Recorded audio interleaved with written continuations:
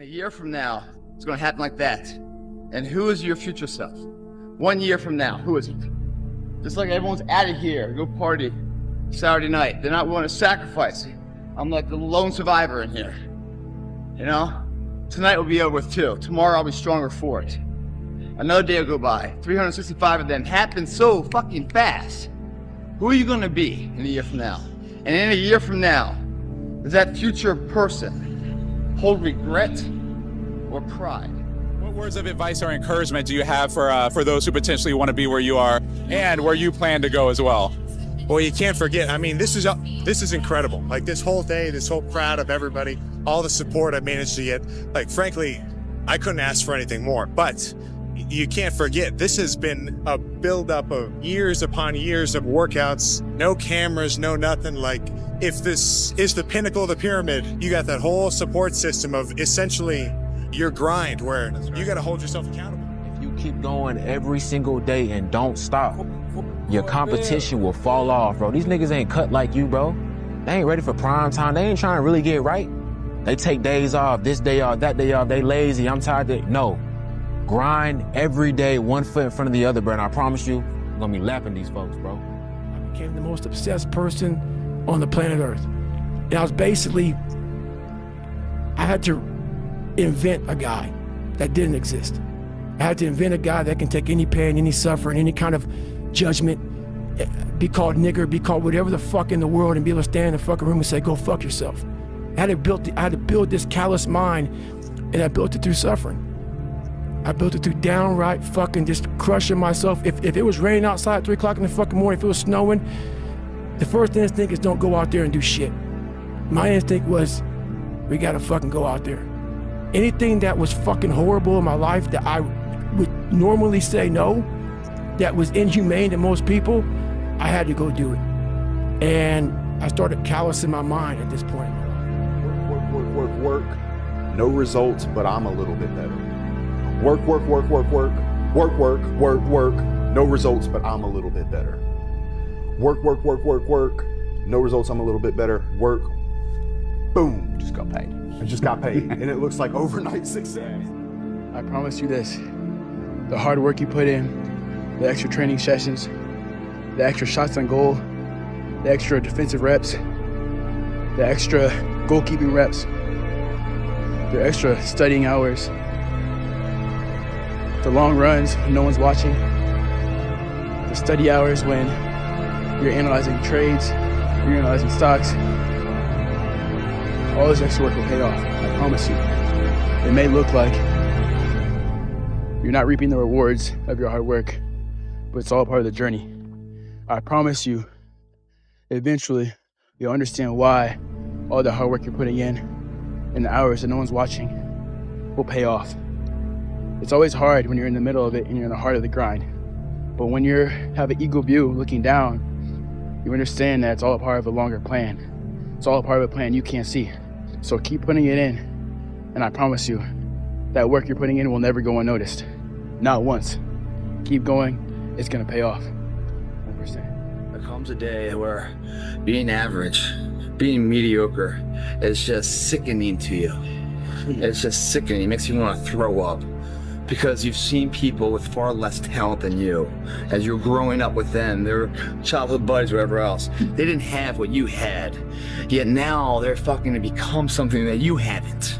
There comes that day. It's either when you're young, you know, and it strikes you on the baseball field because you're sick of striking out, or it's when you get fired from your 5th job, you know, and your wife and kids are on your ass because you don't know how to support them anymore. There comes a fucking day where push comes to shove. Where being mediocre, being like average and shit just fucking burns. It sucks so much. You can't deal with it one more day, and you get off your fucking ass and you create something that's always been there.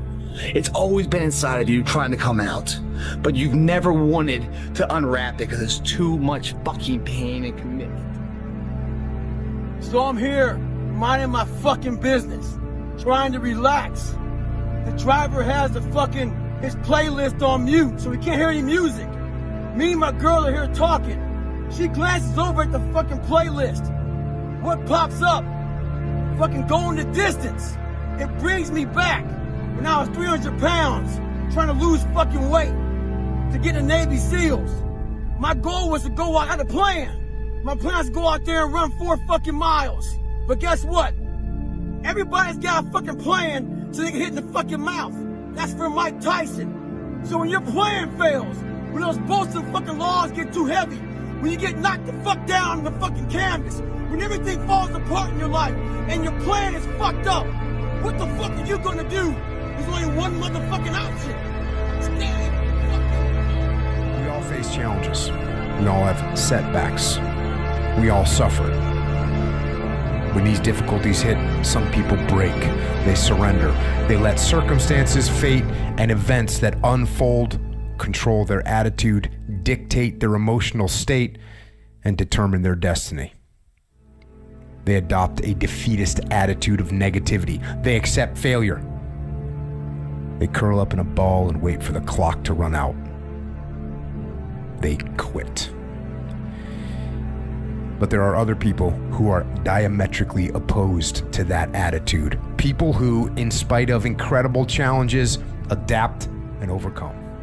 Every single successful person in every single thing that they've ever done, the thing that makes them different from everybody else is the fact that they did not quit and that they were willing to do the work that others weren't. You are going to reach a threshold where everybody has quit before, and you are going to get to that point. What do you do if you go to the gym and realize you just don't have enough energy to enjoy your workout? You're not always going to feel like killing it. You know, it's not like every variable is always going to be in your favor.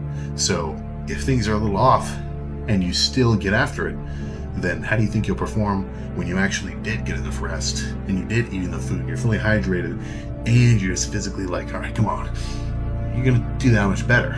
So it's up to the person, but unless you're like dying sick or something, to an extent, I would say at least make a effort to think, okay, do I really need to take this day off, or am I just saying that? Right? Because if you're just saying that, like I said, a couple questions ago, that's not a dog-eating mentality in any shape or form. I don't give a fuck what you have to say about anything else. Every single action that you took since birth has led you to be in the position that you're in today. So what does that mean? You are the person that determines your future. You are the person that decides to take action and decides what your future is going to look like. I move on past things real quick, so people are like, oh my God, what are you gonna do, David, if you can't run? Motherfucker, I'll swim. Or I'll go to college, or I'll do something else. This isn't my life. So I'm very aware how quick life can take shit from you. And I've always prepared my mind